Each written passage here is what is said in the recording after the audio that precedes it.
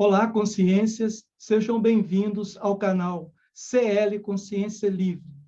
E hoje, no nosso Papo Astral, vamos conversar com uma especialista em processo desobsessivo. O nome dela é Rosimeire Costa. Olá, Rosimeire, tudo bem? Olá, boa noite, Luiz. Tudo bem? E você? Tudo jóia. Tudo bom, Rose, graças a Deus. Rose, fala um pouquinho de você e como que você se interessou em estudar todo esse processo de desobsessão.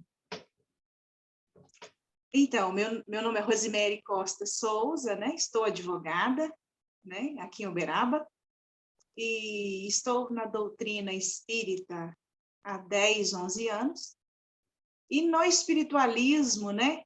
Desde quando nasci. Porque a gente costuma dizer, né? Eu sou espiritualista desde quando vim para este mundo. Mas a doutrina espírita específica tem uns 11 anos que eu estudo. Você perguntou o que motivou a estudar sobre desobsessão. Primeiro, a ida para o Centro Espírita de Allan Kardec. Eu era da Igreja Católica, Apostólica Romana, e a espiritualidade sempre esteve presente, reikiana, né, há 25 anos, né, fazia yoga. Então, essa espiritualidade me movia. Mas, saindo de um processo, de uma... como que eu te falo? Eu não aceitei uma situação que aconteceu comigo profissional, e daí fui levada a um centro espírita, né, para tomar um passe para uma amiga, e vendo o que acontecia dentro da casa espírita, me interessei pela doutrina de Kardec. E o que me motivou? Vendo os processos obsessivos. E o que especificamente em mim, né? A não aceitação de algumas coisas, a não aceitação de comportamentos de pessoas comigo, coisas que as pessoas faziam comigo que eu não aceitava. Então, de início, o que me levou a isso, a estudar, ver comportamentos meus e dos outros, que me afetavam diretamente o emocional, o equilíbrio mental, né? O equilíbrio físico. Tá? Então, isso me movimentou a estudar os processos de obsessão e desobsessão. Perfeito. Então, só para resumindo assim, então, o que é esse processo obsessivo? Como se dá esse processo de obsessão entre os encarnados e os desencarnados? Então, você sabe que os processos obsessivos de encarnado para desencarnado, desencarnado para encarnado, encarnado para encarnado e desencarnado para desencarnado. Né? Todos Sim. nós sofremos esses processos. O que leva a isso? São os vícios morais e físicos. Vícios físicos: beber, fumar, se drogar, comportamentos inadequados perante a sociedade, falta de moral e ética, tudo aquilo que te afasta da evangelização, tudo aquilo que te afasta do caminho ao Pai, do caminho seguido pelo Mestre Jesus, né? São processos que possivelmente vão te levar a uma obsessão. Não observar leis, morais, princípios. Os vícios físicos: ficar bebendo todos os dias. Usar drogas todos os dias, sejam elas quais forem. Naturais, anfetaminas, processos obsessivos. Tá? E vícios morais: maledicência, xingamento, raiva, ódio, vingança, não gostar do comportamento do outro e mirar eu nele, ele em mim.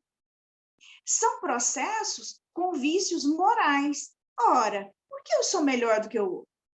Sendo que nós estamos na mesma dimensão, numa terceira dimensão, vivendo a mesma vida, o mesmo jeito.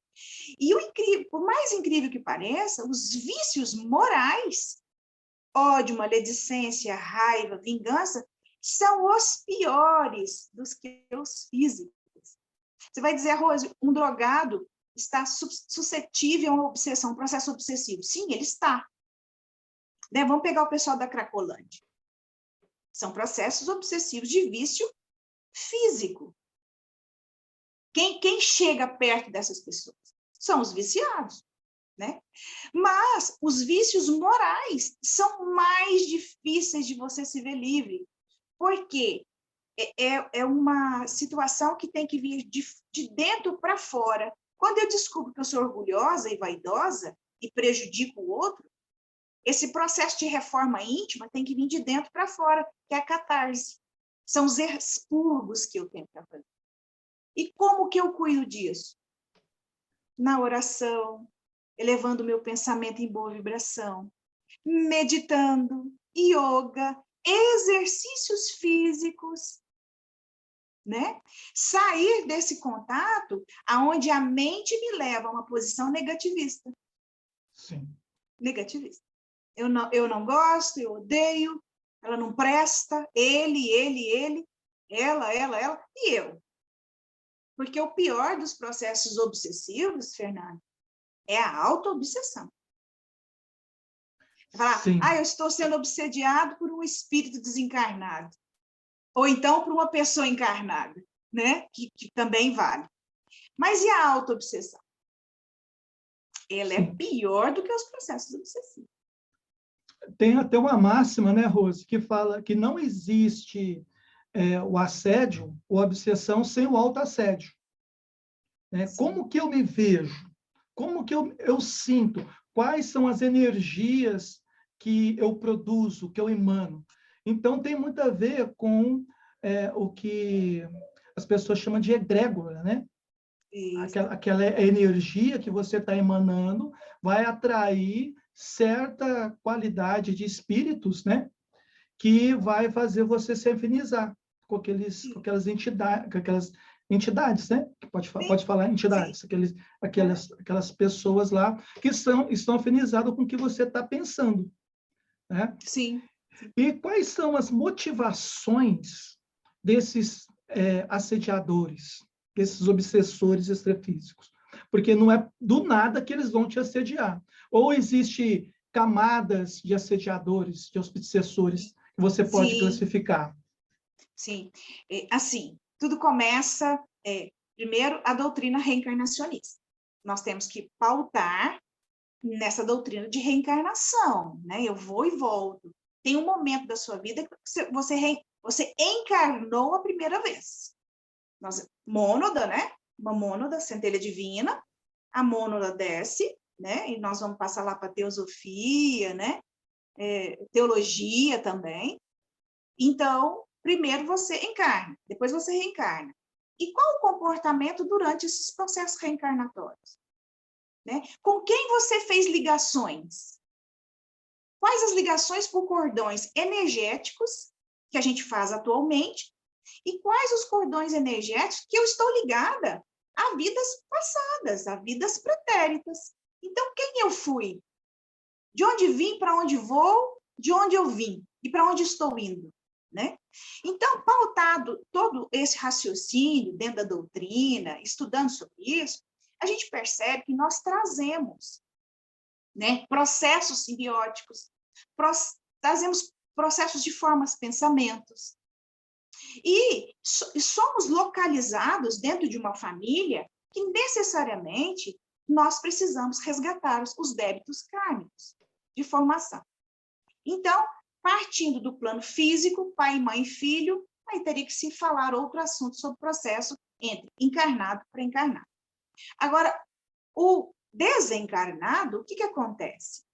Se você deixou para trás uma situação sem resgate, porque nós fazemos cordões com muitas pessoas, né? Com muitas pessoas do seu âmbito de vida e também os processos coletivos.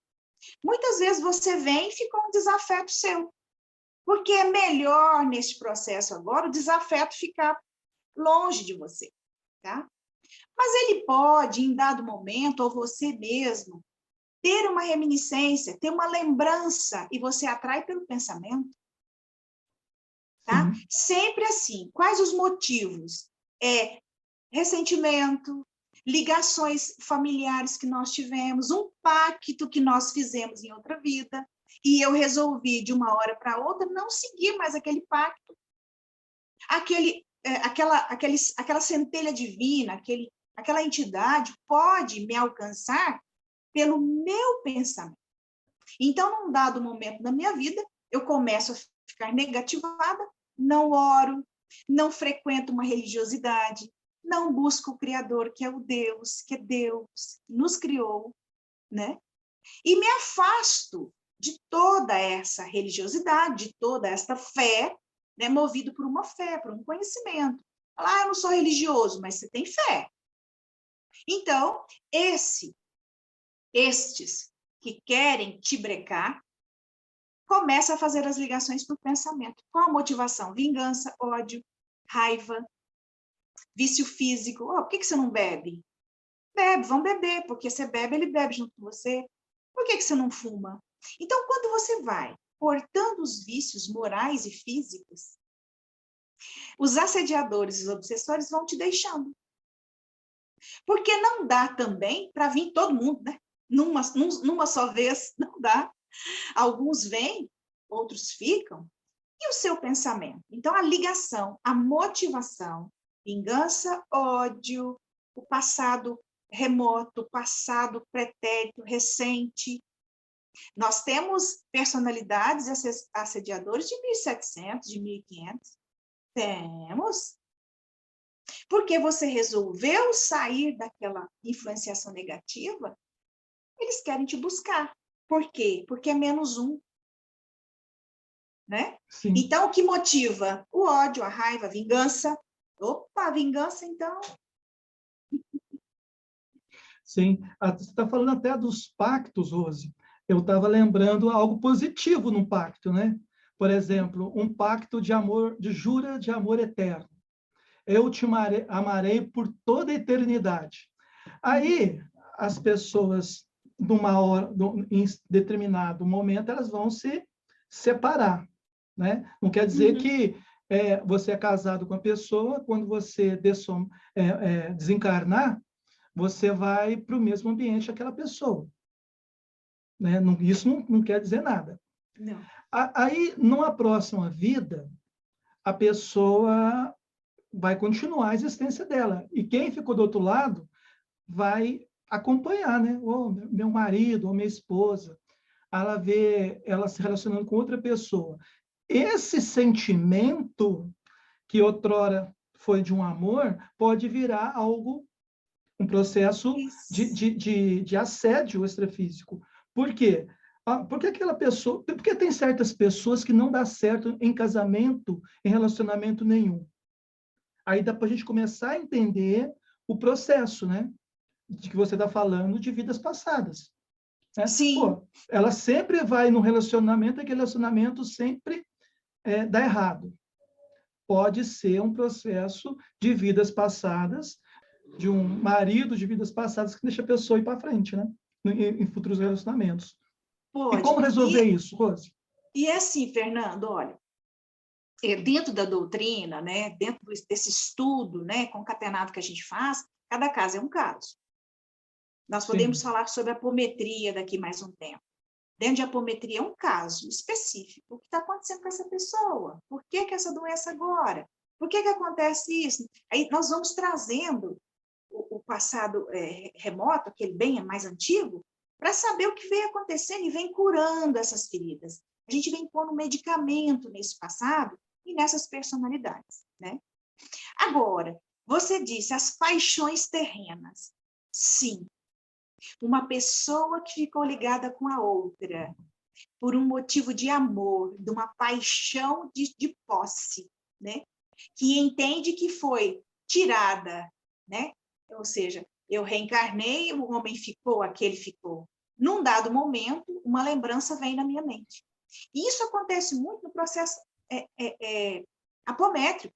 Por que com 35 anos ela desenvolveu uma ansiedade, uma depressão? e vamos buscar lá atrás por que dessa depressão.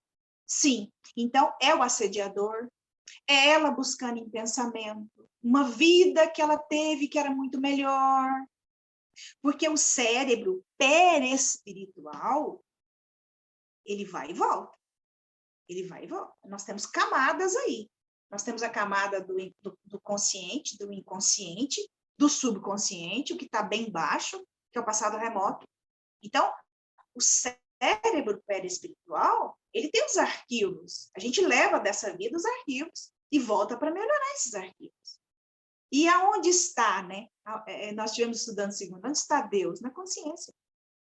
Então, quanto mais liberada da consciência negativa você estiver, pautado dentro de uma evangelização de princípios morais, quânticos, universalistas, que movem o universo em amor, fraternidade, compreensão, caridade, benevolência, empatia, piedade.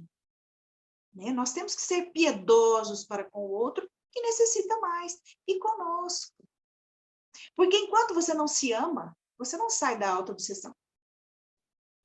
Sabe, eu estive estudando com o Alexandre Comino esses dias, e ele é até um bandista. Abrace a sua sombra. Sim.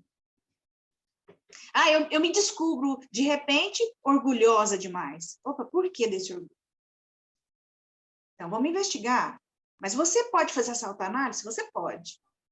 Você pode. Então, me descubro, abracei. Ó, tive um orgulho de uma determinada situação. Então, abraço isso, ressignifico. Importante, ó, ressignificar. Por que que o seu comportamento foi esse? Então, você já começa a cortar os processos de auto-obsessão e de obsessão. Porque se eu fico vibrando no orgulho, quem vai parar do meu lado? O assediador orgulhoso. Não, continua mesmo. Vai lá, faz isso. Esse é o comportamento que você tem que ter, porque eles vibram no mental. Pensamento é energia. Eu costumo dizer pensamento, sentimento e emoção, PSE. Como é que está seu pensamento? Como é que está seu sentimento? Como é que está a sua emoção? Dioturnamente, minuto a minuto, segundo a segundo. É interessante isso. Segundo. É interessante estar falando. É interessante, muito interessante estar falando, porque é justamente isso, né? Eu estava conversando com, até no último papo alto astral, né? Que a gente estava conversando justamente sobre isso, né? Que o processo da repressão, você reprimir, isso não faz bem.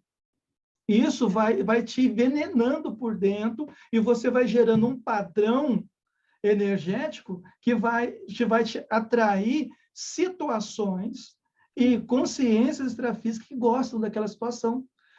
Quantas e quantas pessoas que a gente conversa que não gosta de só se lamentar da vida. Isso. Você fala assim, eu tô com uma dor de cabeça. Aí ela fala assim, eu tô com uma enxaqueca já tem 3 dias. Eu tô com um probleminha. Aí ela mostra um problema dela muito maior que o seu. E ela se alimenta daquilo lá. Vai se alimentando. E assim, como tem pessoas do nosso lado desse jeito, tá sim de espíritos que se alimentam desse padrão de energia. Né? Então, reprimir a agressividade ou reprimir a sexualidade não é bom. Eu penso que a gente tem que desenvolver técnicas para a gente sair daquele padrão, né, daquele vício. Ou se eu tenho um determinado vício, como que eu cheguei naquele vício, o que eu vou fazer essa mudança de chave? Né? É bem por aí. Aí começa o processo de autodesobsessão. Isso. Porque o processo nunca vem de lá de fora, né? A mudança da desobsessão. É de você. Começa na gente. Começa na gente, né? E como que funciona, Rose, esse processo da desobsessão que vai em cima do assediador? Vamos tirar o assediador daquela pessoa. né? E associando a isso, aquele processo que o assediador se alimenta daquela energia, e o assediado, ele também se alimenta da energia do assediador. E se você romper de uma hora para outra essa simbiose, você pode causar a morte de um deles. Como é que você tem o discernimento para saber qual é a melhor hora? Deu para entender? Eu entendi isso. Aí nós já dissemos, então, que o processo obsessivo ele se dá por pensamento, sentimento e emoção, os físicos, bebida, álcool, drogas, e os morais, maledicência, egoísmo. Tá. Quando você verifica que entre obsessor e obsediado existe uma simbiose, que é a sua pergunta aí, né? Dentro de um caso concreto, primeira terapêutica é terapia, não tem jeito. Afastar o que causa a simbiose. Por exemplo, vamos lá na simbiose do vício da bebida. Ele bebe, que é um pouco, aspas, mais simples. Então, eu tenho que afastar aquele assediado do vício do álcool. Então, ele tem que ir para um hospital, uma clínica, se afastar do álcool. Aqueles assediadores, por efeito de simbiose de pensamento e bebida, vão se afastar dele, está tudo certo. Esse recuperando, ele não pode voltar para o vício físico da bebida, da droga, anfetaminas e todo tipo de droga que eu estou dizendo. Agora, quando há uma simbiose de energia para que a pessoa faça ou deixe de fazer, e ela passa a ter aquele comportamento X, a terapêutica é processo de desobsessão dentro do centro espírita, constante, evangelização do assediado, água fluidificada, prece e trabalhos terapêuticos. Exemplo, reiki, cromoterapia, meditação. Então, a pessoa tem que entrar para um processo de autorreforma. E este que está em processo de simbiose com ele vai entender dentro dos processos obsessivos numa casa, numa instituição, né, que esta simbiose ela não pode permanecer. Que todos nós somos uma individualidade. Porque a partir do momento, enquanto mônadas, passamos a mônadas, centelha divina desce a mônada, somos uma individualidade. E dentro dessa terapêutica evangélica, dentro dessa terapêutica de dizer, cada um é cada um. Você é uma centelha divina, ele é outro. Então, é processo terapêutico de conversa, de amor, de acolhimento, E aí, sim, esse processo de simbiose vai ser tratado. Existem casos dentro da apometria, lendo livros do Lacerda, lendo o livro do Vitor Ronaldo, que está aqui, né? Eu até trouxe para você depois, se você precisar. Há processos em que a pessoa acaba morrendo. Outros casos, o casal, casadinho, né? Marido e mulher casados, há 60 anos, 50 anos, né? 70 anos de casamento, 50 anos de casamento. Um morre, o outro vai. Processo simbiótico. Há uma simbiose. Então, a conscientização é de que nós somos uma individualidade. Ninguém é de ninguém. Ninguém é de ninguém. Você não é meu. Eu sou sua esposa, você é meu marido, mas ninguém é de ninguém. Todos nós temos que viver numa ideia de fraternidade, né, de fraterno, aonde você tem o seu limite, eu tenho o meu. Você é uma individualidade, eu sou outra. Agora, você disse como desvincular para que não haja essa morte. Processo terapêutico. O casal encarnados, o outro foi embora, essa pessoa tem que procurar uma terapia evangélica. Tem que procurar. Uma terapêutica holística, uma psicóloga, né, na psicanálise, ou uma psicologia coletiva, uma análise coletiva, participar desses processos para ver que eu sou uma individualidade e o meu marido é outra individualidade. Mas tem a simbiose boa, né? Podemos falar da simbiose boa. Veja, um mentor espiritual que gosta de você. Vamos pegar Emmanuel e Chico? Vou me atrever a falar sobre isso. Opa, Emmanuel Chico, uma simbiose boa. Uma simbiose onde um mentor espiritual ama Chico, com certeza, né? E ajudou o Chico a desenvolver e a trazer para o mundo terreno, para o plano material, 480, 500 livros lindo. psicografados. Então, uma simbiose boa, uma simbiose salutar, aonde dois seres espirituais de uma envergadura de luz trouxeram para o plano físico, material, obras magnânimas. Olha, eu tenho aqui Francisco Cândido Xavier, Desobsessão. Ele ensina no plano material como que um centro espírita faz uma desobsessão.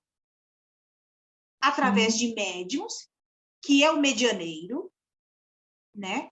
Toda pessoa que sente a influência de algum espírito, de alguma centelha divina, de algum... vocês falam... Assediador? Não, vocês falam consciência extrafísica, né? A Sim, Nancy Trivelato, gosto muito dela, Trivelato, ela fala de consciência extrafísica. É médium. sim. É médium. O que você está falando aí é dessa situação harmoniosa entre esses dois seres, Simbiose, essa simbiose. harmoniosa. Isso aí, na vida passada, era o Emmanuel ajudando o Chico. Agora o Emmanuel reencarna e o Chico ajuda. Então, há um processo que vai levar a uma evolução de ambas as consciências, né? Porque o Chico, mesmo dentro de toda da sua trajetória, ele evoluiu nessa vida, né? Do que foi na vida passada. E aí o Emmanuel, que tinha mais visão no extrafísico, ajudava o Chico. Agora o Chico, no extrafísico, vai ajudar o Emmanuel nas suas reformas de vidas passadas, do que ele tem o que resolver, o seu processo evolutivo. Então, isso é muito bom. Eu ouvi um livro, muito tempo atrás, eu acho que chamava Exilados por Amor. Acho que esse era o livro. Também já li. Onde que o personagem principal, né, ele era um cientista em Capela, e teve um processo lá de intriga de poder entre dois cientistas, e um matou o outro. José de Arimateia. É esse mesmo. É a história de José de Arimateia. A história é isso mesmo. Só que aí, quando eles foram transmigrados aqui para a Terra, o ódio entre eles era tão grande que eles renasceram como gêmeos siameses.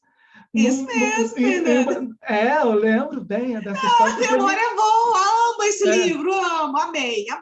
Pois é. Então, está todo um processo ali, e foram, assim, várias vidas com renascimentos curtos para desfazer aquela simbiose que era de outro planeta, de ódio.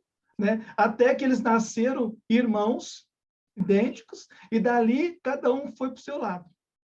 Né? Mas foram séculos renascendo, morrendo e renascendo, grudados nesse processo de gêmeos siameses.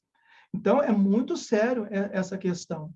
Né? E eu vejo que tem certas leis universais, Rose, que faz com que as coisas vão se resolvendo sem um processo de terceiros. Né? Leis cósmicas, né? Tipo a lei de causa e efeito, né? Que eu acho que é uma das leis mais lindas para mim. O que você faz, você vai colher. Né? Se você faz o bem, você colhe o bem. Mas, nas nossas vidas, nem sempre a gente faz o bem. Porque tem toda uma conjuntura da família, da sociedade, da cultura, do nível de conhecimento, e muitas vezes a gente pisa na bola. Né? Então, a gente vai reciclando. E a gente vai pisando na bola, na outra vida a tendência é a gente ir recuperando. Isso, Fiz o mal lindo com a esse pessoa, livro, maravilhoso. Mas né? isso tudo que você está dizendo são as leis do nosso Pai, do Criador. A gente começa a estudar, eu comecei agora numa casa espírita que estava fechada, eu tinha afastado, né? Agora voltou por causa da pandemia, eu voltei. Nós estamos estudando Deus. Quem é Deus? Começamos lá do zero, Livro dos Espíritos. Né? E qual é, né? Questão 625 do Livro dos Espíritos. Qual é o modelo para o homem, para ele pautar uma vida regrada na observação dessas leis do Pai? Jesus. A pergunta é clara, Jesus. Homem, modelo e guia. Jesus é o nosso modelo e guia. Então, a gente deve se perguntar, o que Jesus faria se eu tivesse nessa situação que eu estou agora? Qual o comportamento do nosso mestre, do nosso modelo e guia? Com relação a essa minha amiga, esse meu amigo, o meu pai que faltou comigo, a minha irmã, a minha mãe, o que ele faria? Então, ele é o nosso modelo e guia. Pois é, Rose, eu tenho uma dúvida agora. Sim. Agora eu tenho uma dúvida, né? Porque, por exemplo, a gente sabe que o processo de desobsessão é um processo de desapego, correto? Você vai se desapegando e libertando as pessoas no qual, em vidas passadas, a gente foi se atrelando. É mais ou menos isso, né? Sim. Por exemplo, eu tenho um processo que eu me atrelo e aí eu não evoluo e não deixo outro evoluir, né? Essa relação, Jesus Cristo, qual que é o processo que ele criou, esse karma que ele criou com o planeta Terra, com milhões de pessoas que ficou atrelado a ele, sempre com problemas e clamando a ajuda dele. Isso não seria um processo de obsessão para com Jesus Cristo? Ótima pergunta. Você entendeu? Você entendeu? Sim, sim. Deixa eu te falar, então. Existe um livro que chama de Ramati, chama O Sublime Peregrino. Primeiro, nós temos que entender quem é Jesus, quem foi Jesus. Uma mônada muito antiga, muito mais antiga do que nós. O universo do qual ele veio já nem existe mais, né? Foi extinto. Então, ele foi evoluindo dentro das leis do Pai. E é uma entidade, é um ser de luz que está mais próximo de El, né? De Adonai, Javé, Jeová, seja lá como as pessoas concebam o nome do Pai. É a mônada, é a centelha divina que mais se modelou nas coisas do Pai. A evolução do Mestre Jesus foi tão grande que não há que se falar em assediadores. Tá? O Sublime Peregrino diz que imagina um raio, o Sol. Imagina só um raio do Sol dentro de um pote de barro. É isso que Jesus representa. Jesus desceu aqui num raio só. Porque se Jesus viesse com toda a potência espiritual que ele tem, não daria conta de descer aqui em terceira dimensão. Tá? Então, o Sublime Peregrino fala sobre isso, Ramatiz fala sobre isso. A construção de todo o processo de DNA, de RNA de Jesus, do ser físico, só o corpo astral, que é perispírito, corpo emocional, mano, maia, coxa, aí no caso psicossoma, durou 800 anos para fazer o psicossoma dele novamente. Então, são arquivos aonde seres siderais começaram a fazer essa projeção.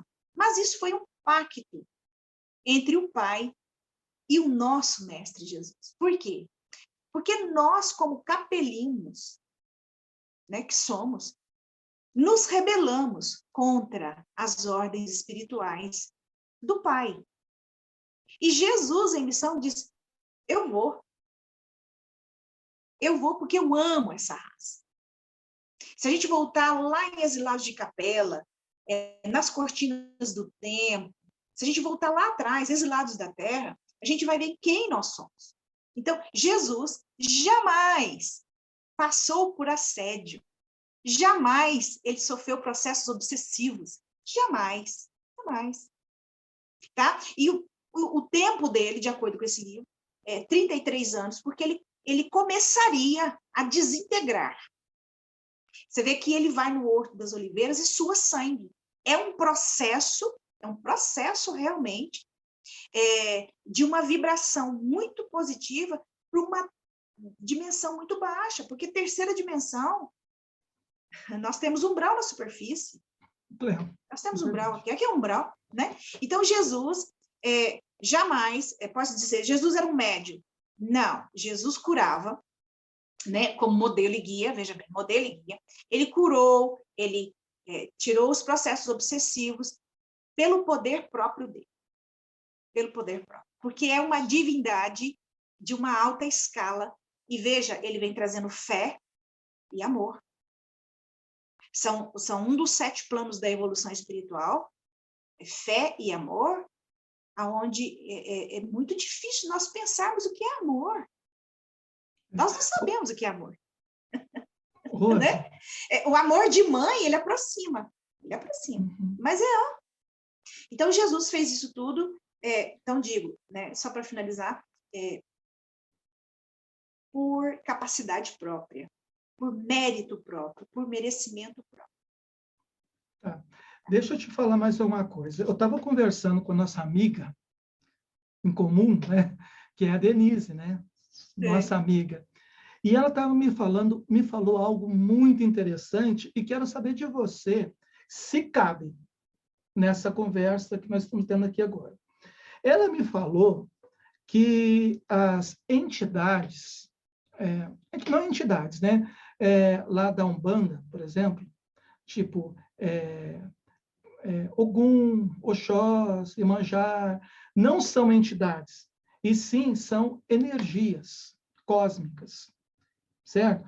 Eu quero saber de você, que se, por um acaso, Jesus não seria uma dessas energias cósmicas, como a de Buda, porque cada um traz uma característica. Por exemplo, Jesus traz o amor.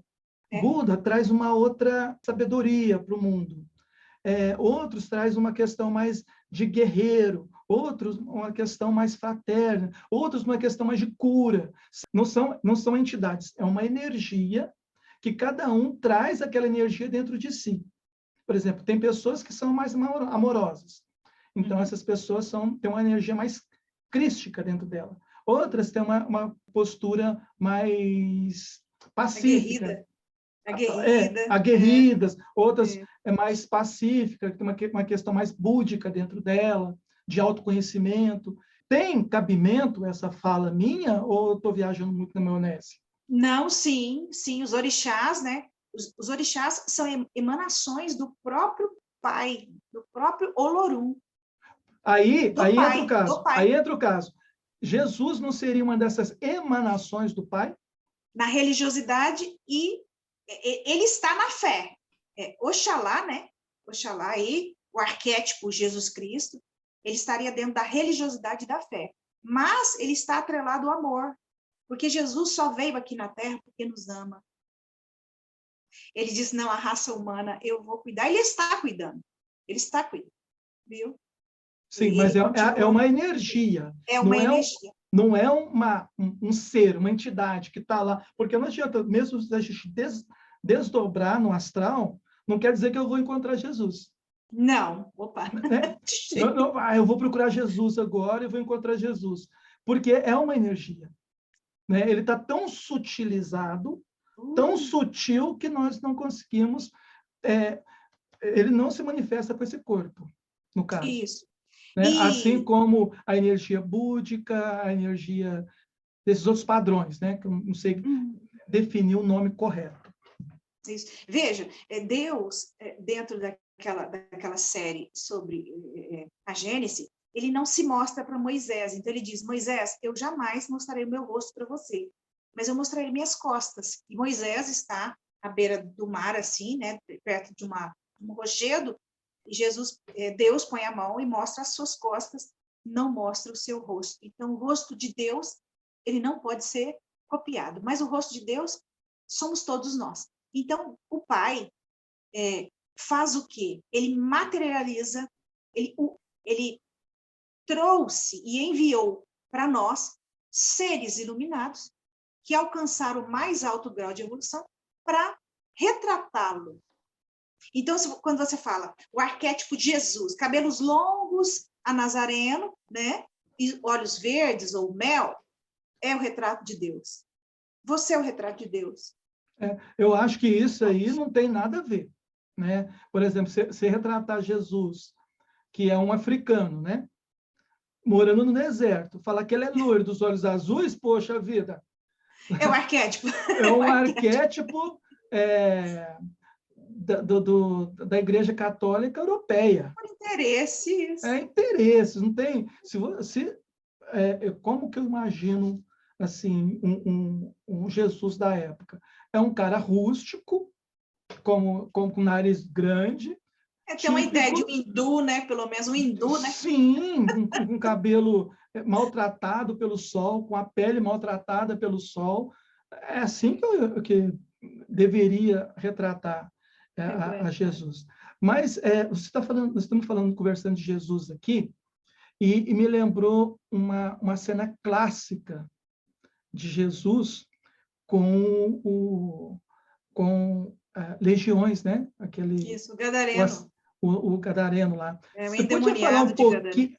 Você podia falar um pouquinho sobre essa história, essa passagem, essa possessão, né? Que, assim, foi uma maldade com os porcos, né? Tadinho dos porcos. Tadinho dos porcos. Então, vamos falar. O que acontece?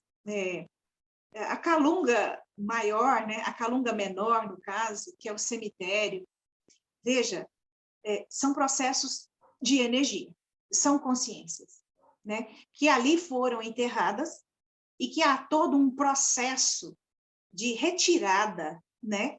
Da energia vital dos corpos que estão enterrados. Então, ali passa a ser um campo energético. Passa a ser um campo onde consciências estão agarradas na matéria. Eu posso te falar vários livros que eu já li, aonde a consciência fica presa ali dentro do caixão. Nossa, eu sufoco. Bom, aí eles falam, eu adoro cemitério, não aconselho você a ir em cemitério.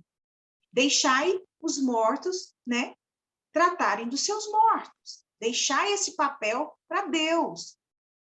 Então, primeiro, possessão. O que é possessão? Possessão é quando há a invasão de entidades no seu corpo físico sem você consentir.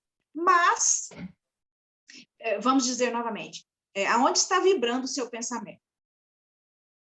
Veja que todo mundo não gostava dele, ele tinha vários defeitos, e o único lugar que ele resolveu acampar e morar foi no cemitério, né? Sim. E aí, lá, qual o pensamento que ele desenvolveu? De sou rejeitado, ninguém gosta de mim, eu sou expulso da cidade, eu mereço viver aqui. Então, todos que vibravam naquela época com ele, estavam com ele. Então, por isso, a possessão do gaderano, gaderano, né? O possesso de gaderano, acho que é gaderano mesmo que fala. E vejam, aquele povo não recebeu Jesus. Só que Jesus atravessa o mar ali da Galileia e passa para essa região, acho que é Samaria, por ali, e ele encontra com esse processo para fazer o quê? Para ensinar os discípulos. Aonde eu expulso os demônios, vocês também vão poder fazer. Ora, aquele povo daquela época, que éramos nós, né? Nós não tínhamos a menor consciência do espírito que somos. Porque nós estávamos adstritos e arraigados nas leis mosaicas. Dente por dente, olho por olho. Sim. Né? Sim. Me cai um rapaz, né, no chão, e quem vai cuidar dele? O samaritano. Aonde os samaritanos nem falavam sobre Jesus, mas ele socorreu, e o levita, o publicano, ou o fariseu que passou, não deu. O levita não podia pôr a mão em pessoas caídas, Ora, Jesus traz toda uma ideia de que aquele que está caído também é meu irmão. Olha, ora, o processo, né, o que está passando por processo de possessão, nada mais, nada menos do que ele é. Ele é um espírito que está em sintonia com situações negativas. Veja, a história, há 2022 anos atrás, não é diferente de hoje. Eu conheço pessoas aqui perto, próxima de mim, próxima, não posso dizer, tá? Próxima aqui da minha casa, que vivem em processo de possessão. E vou dizer para você, a possessão, durante um tempo, ela começa a descarregar o corpo, no corpo físico, manchas, pernas, tá? O processo circulatório fica péssimo nas mãos, nos braços e nas pernas. Começa a desencadear um processo de doença física, a possessão. Por isso o estudo, por isso a ida para a religiosidade, para a fé, para o amor. Mas primeiro eu tenho que me amar. Sim. De todos os processos de obsessão e desobsessão, se eu não me amo, como é que eu vou lá tirar um espírito de uma pessoa? Fala, meu amigo, meu irmão, nós estamos na mesma situação, meu irmão. Então se amem. Toma aqui um copo d'água. Vamos trocar suas roupas em 1, 2, 3. Lembra de Jesus? Lembra da sua mãe? A sua mãe está vendo como você está se comportando. Nossa, minha mãe, né? É o amor. Então, Paulo de Tarso, né? Eu ouso aqui falar sobre ele, porque é um espírito que eu amo. Né? O amor. Amor é o único remédio. Até, e inclusive, principalmente, para os processos desobsessivos. Sim. Nós Rose, precisamos amar, Fernanda. Tem muito. concordo com você. Até mesmo amar os obsessores. O Sim. que você acha? Porque, Às assim, vezes, eu já falei, meu irmão, você está me instigando a fazer uma coisa que eu não quero, vem comigo. Vou estudar agora o Evangelho. Vou ler a Bíblia, Alcorão, Bhagavad Gita. O que você entende sobre religiosidade? Ah, Torá. Então lê a Torá. A Bíblia presbítera, a Bíblia evangélica, a Bíblia católica. Leia. Ah, eu gosto do Bhagavad Gita. Então leia o Bhagavad Gita. Ah, eu gosto de Tao Te Ching. Então estude Tao Te Ching. Então, meu irmão, vem comigo. Porque o que você quer eu não vou fazer. Então, você estuda comigo. é verdade. Então, o assediador, Fernando, o obsessor, ele acaba te empurrando. Quando você está com uma consciência positivada, ele te empurra para o positivo. Fala, não, eu não quero mais isso. Vem comigo que eu vou te ensinar como é que a gente atravessa isso. Porque no momento adequado, esse assediador, esse obsessor, ele vai fazer a virada de chave. A mudança. Porque ele não tem o conhecimento necessário, mas o conhecimento vai vir com a experiência, né, Rose? Sim, e ele vendo você, sim, ele se cansa porque você não vai. Não, vamos pegar aquela batatinha ali, ó, só quebrar o vidro e a gente furta. Não, eu não vou fazer. E no outro dia você está lá na igreja, no outro dia você está na sua casa rezando. O cara fala, uai, vou desistir dessa pessoa. Ela não quer fazer o que eu estou insuflando, o que eu estou induzindo. Porque tem a indução mental, né? Que a gente pode falar. Eu estou falando isso porque você está falando muito assim da igreja, vai para a igreja tal. E eu estou falando dos obsessores, no caso, desses comuns, que eu fui no passado, você foi no passado, e talvez nós era um daqueles obsessores que estavam, um daqueles demônios daquele gadareno. Daquele bolsão, né? Pois é, nós éramos um dos gadarenos. E hoje nós estamos aqui, né, pensando, né, como que foi esse resgate, essa mudança de chave. Talvez foi através da experiência, precisou daquele momento, precisou daquela experiência. A gente está falando desses obsessores leves, né, comuns, como nós fomos outrora. Agora, nós podemos falar um pouquinho sobre aqueles obsessores mais pesados? Podemos. Aqueles mais pesados. Eu estava vendo uma passagem do Robson Pinheiro, sabe? E numa parte lá que ele estava conversando com um dos dragões, né? Que um dos médios em desdobramento, ele teve contato com um desses mestres do submundo, da escuridão. Uhum. E eu achei interessante a conversa dele, porque é o seguinte, porque esse médium, que eu não esqueci o nome dele, né? Ele falou assim, ó, você está aqui para ser ajudado, né? E aí esse dragão falou assim, mas como que você pode querer me ajudar, sendo que você não me conhece? Que antes de você existir, eu já existia. Eu sou um ser milenar, com conhecimentos que você nem imagina. Eu conheci Jesus. Eu conheci. Né? E os meus propósitos não podem ser analisados como esses obsessores que arregado a vingança, as paixões. O meu propósito é muito maior do que esse. Então, assim, são mega assediadores, né, que estão... ele falou assim, eu não consigo mais nem reencarnar. Uma que ele não quer, né, porque se ele reencarnar, ele vai perder todo aquele processo de conhecimento das vidas passadas.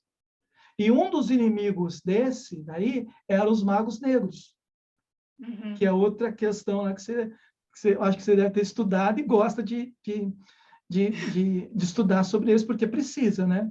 Então, são entidades, esses sim são entidades, muito inteligentes, milenares, que estão fora do nosso processo de vingança, de ódio, de ressentimento, de paixões, que tem propósitos maiores, né? Você poderia falar um pouquinho sobre esses mega assediadores? Então, esses aí, esses são chefes, né? São chefes de falange, são os que estão na hierarquia do supra, né? Do supra-sumo, são os melhores. Geralmente, estes aí não vêm muito em processos obsessivos, não. Vem o chefe, vem um comandante, o primeiro-tenente, o coronel, tá? Mas o cabeça mesmo, dificilmente. Mas, veja bem, num processo desobsessivo, dentro de uma casa espírita, aonde você consegue pegar um comandante, se você pega um comandante, ele vem, ele arrasta 30, 40 que está com ele. Ora, aquela falange já foi desmantelada. Já foi desmantelada. Tem um livro que chama Aconteceu na Casa Espírita, muito interessante de ler, você precisa ler, se você não leu. Isso vai acontecendo. Eles vão pegando os chefes, subchefes, tá? Mas aquele principal cabeça, ele dificilmente ele é achado. Mas, dentro dos processos obsessivos, numa casa espírita, ele vai ficando sozinho. E ele precisa novamente arregimentar forças e novamente outra falange para instituir naquela localidade, naquele setor aonde ele quer, porque eles visam o grande. Eles querem altos governos. Veja, um mago negro quer um governo. Ele quer pegar o presidente do Brasil, o presidente dos Estados Unidos, o presidente da Tailândia.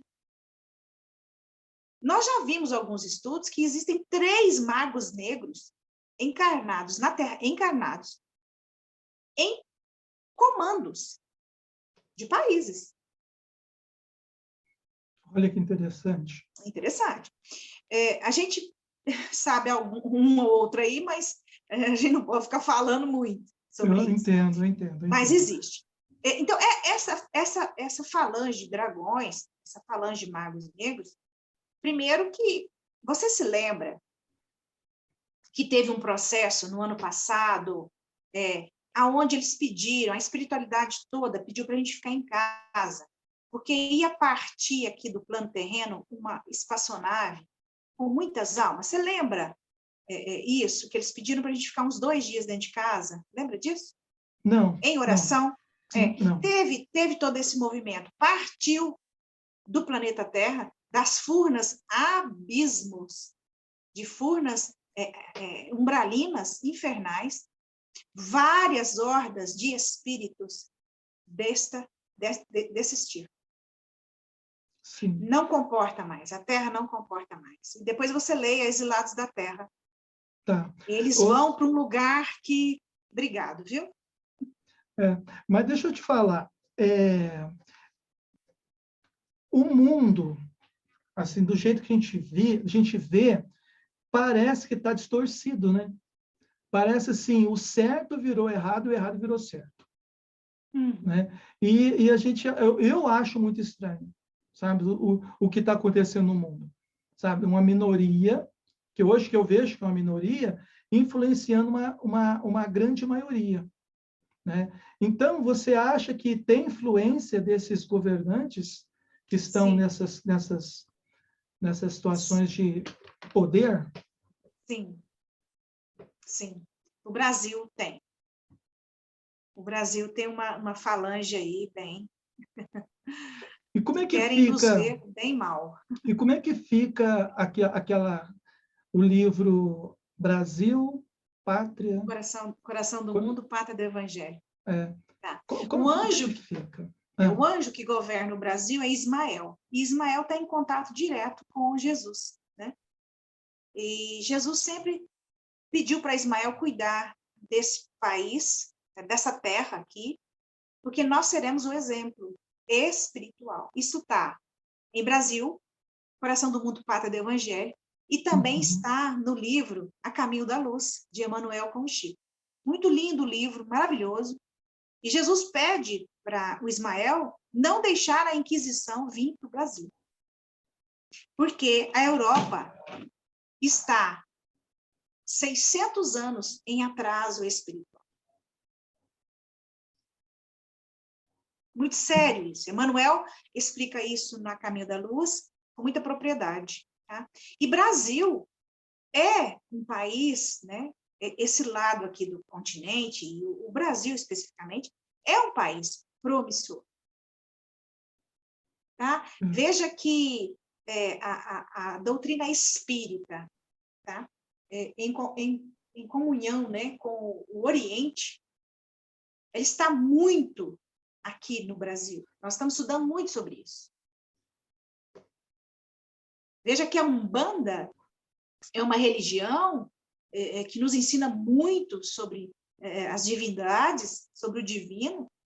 Ela tem presença marcante aqui no Brasil e é a religião do futuro, viu?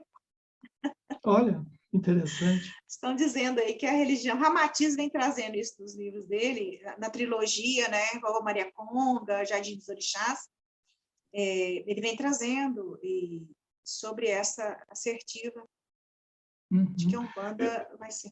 Eu quero até te contar uma experiência que eu tive, né, projetiva, que eu estava num ambiente, tipo, eu estava acompanhado, o ambiente não era escuro, era até claro, bem iluminado, mas a energia que tinha naquele ambiente, Rose, era de dar medo. Sim. Muito medo, sabe? E aí, e era tipo um labirinto, e eu escutava gemidos. Quando eu vi o chefe daquele ambiente, ele era uma pessoa, era um homem bonito, sabe? Alto, magro, dos olhos claros, sabe? Cabelos negros, mas era um homem bonito, não era uma coisa, sabe? Eu ouvi ele assim e voltei para o corpo. Você fez isso dormindo ou acordado? Não, projetado. Estava projetado. Você estava consciente? Estava consciente nesse extrafísico. Muitas das minhas projeções são essas projeções educativas. Talvez o aprendizado que eu tive ali foi de perceber a diferença entre a aparência e as energias, né?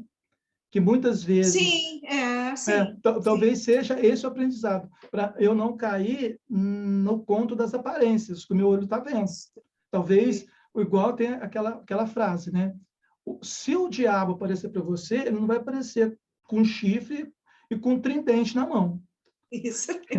Ele vai aparecer como um ser de luz, bonitão, te cativando, te ganhando.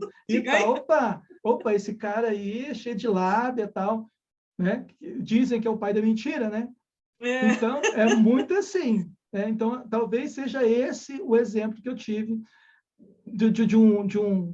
talvez o mais próximo que eu tive de um mega assediador, pela energia, tá? Pela energia. Tá. Uhum. Só compartilhar, assim, para a gente pensar sobre um pouco sobre como que a projeção consciente pode nos ajudar nessa descoberta, né? De identificar o que é uma consciência do mal e uma consciência do bem. E não é pela aparência, é pelas energias. É pela energia, isso mesmo. Você foi identificar o campo energético, com certeza. E foi só uma aulinha que você teve, né? Não, Foi uma aula. É uma aula que me marcou, né? Tá? Ficou alguma coisa sobre todo esse processo de obsessão e de desobsessão que você acha que... Não, eu acho que nós abordamos tudo, né? Nós falamos, acho que ficou faltando você me falar, acho que eu não te falei do assédio direto e do indireto, né? Acho que nós não falamos sobre isso. Não falamos. O assédio direto, a meu ver, acho que nós falamos sim sobre a possessão do gadareno, né? É uma ação direta, é um assédio direto, né? É a possessão, é tomar conta, né? O que eu entendo por esse assédio direto é que, por exemplo, tem pessoas que, devido ao seu padrão energético, às suas orações, à sua conexão com amparadores, com energias positivas no extrafísico, o assédio não chega. Não chega. Mas o assédio chega na esposa, chega no cachorro, para desequilibrar, no vizinho, tocando uma música sertaneja alta, ou um funk, aí você vai se desequilibrando emocionalmente e dando brecha para o assediador chegar. Então, o assédio indireto é esse. A pessoa não é atingido... ou sugestionamento, e fica sugestionado, né? Então, vinculado a uma perseguição, a mania... Uma mania, é um indireto. Agora, o direto mesmo, eu acho que é em cima da pessoa. Em cima da pessoa, porque ela já está aberta. Já está aberta, deixou a porta aberta. Já está aberta ali, mas quando ela não está aberta, ou por ela ser casca grossa mesmo, não conseguir perceber, mas vai ali na esposa, no filho, no cachorro, no vizinho, e vai minando a paciência daquele cara até ele começar a pensar mal do vizinho. Aquele meu vizinho, ele não presta, ele não vale nada. E entra aí também, Fernando, né, nesse contexto aí, como é que você percebe que a pessoa está sofrendo o processo de obsessão? Comportamento, doença, ansiedade. Muito doente, pode buscar ajuda. Você acha que para o bem financeiro também? Mau comportamento financeiro. Opa! Gastar dinheiro sem poder, ter 4, 5 cartões de crédito sem trabalhar. Isso é obsessão. Pode procurar que é. Vai dando brecha para o cara ficar no processo depressivo, né? Até pensando em como sair daquilo lá, até pensando em suicídio, né? Suicídio, isso. Porque vai minando as forças. A pessoa, isso. Então, quando isso começa, como você falou, minar a pessoa, ela está fora do princípio da virtude, da normalidade, aspas, né? A virtude está no meio, a gente tem que considerar que uma virtude é no meio. Nem tanto ao céu e nem tanto à terra, no meio, né? Então, a pessoa não trabalha, tem 5 cartões de crédito, está errado. A pessoa trabalha, tem 2, beleza, né? A pessoa trabalha, tem dívida, beleza. A pessoa trabalha, está gastando tudo e foi para a pinga, foi para a droga, pode procurar.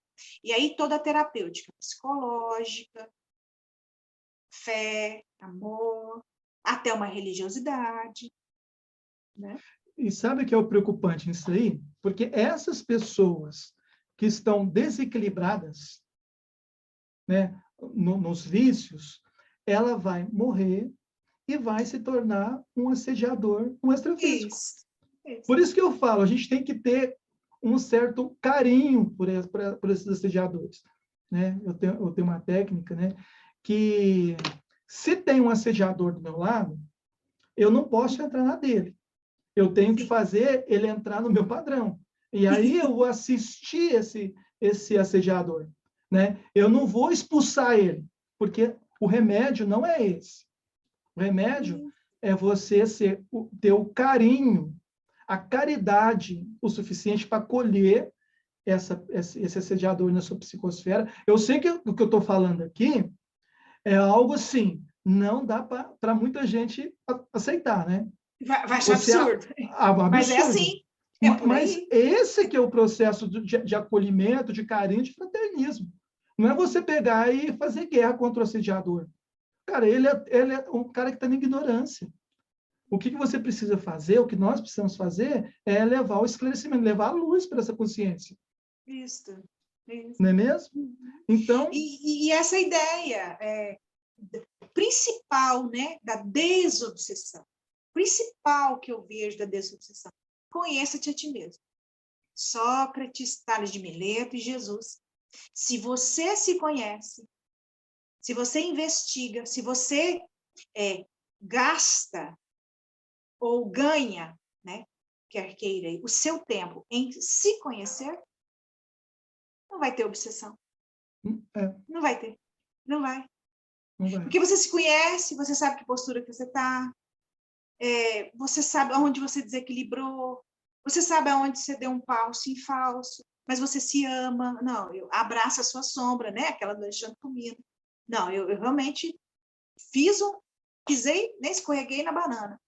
Mas volta, ressignifica, transmuta. Esse é o processo. Esse é o processo. Então, com o tempo, você vai vendo. Existe autoobsessão? Não. A gente já tem, né? Ou falta de dinheiro, a conta para pagar, aquele cara fica me ligando, aquela mulher não me dá sossego, a gente já tem. Mas com muita resiliência, com ressignificação, né? Com muito amor. Compreendendo o outro. Autoobsessão, compreendendo o outro, sabendo que nós estamos todos dentro do mesmo barco. Sinto muito. Então, os processos desobsessivos e a obsessão, ela vai minando, sendo minada. Tá bom? Tá ótimo. Ô, Rose, então, muito obrigado aí por sua ajuda, por seus esclarecimentos, e deixo umas considerações finais aí para o pessoal. Então, dentro disso aí, né? Se conhecer, né? Se você é um medianeiro, se você é um médium, porque, veja, eu me vi, em determinada época da minha vida, já com 36 anos, 38, né, aspas, velha, dentro de uma paranormalidade, dentro de um parapsiquismo, porque eu considero a clara evidência um parapsiquismo, é uma paranormalidade, né? Está além dos 5 sentidos. Mas, ao mesmo tempo, vendo uma paranormalidade minha, desenvolvimento de glândula pineal, né? E um parapsiquismo, que é uma coisa que não precisa da entidade espiritual. Eu só fechar o olho, eu tenho a clara evidência, eu vou lá e volto.